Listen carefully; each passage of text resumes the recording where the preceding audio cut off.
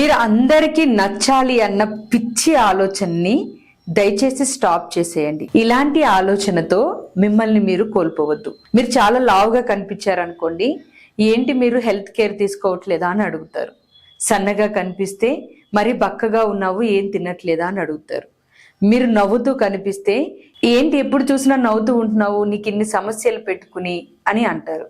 ఒకవేళ మీరు బాధపడితే ఎప్పుడు చూసినా బాధపడతానే ఉంటావు అని అంటారు. సో ఇలా మనం ఏం చేసినా కానీ ప్రతి ఒక్క దానికి వ్యతిరేకంగా మాట్లాడడమే హ్యూమన్ నేచర్, కామన్. ఈ కామన్ థింగ్ ఒకటి ప్రతి ఒక్కరిలో ఉంటుంది అనే విషయం మీరు తెలిసి కూడా ఎవరినో మెప్పించాలి అని, ఎవరికో నచ్చాలి అని మిమ్మల్ని మీరు కోల్పోతే ఎలా?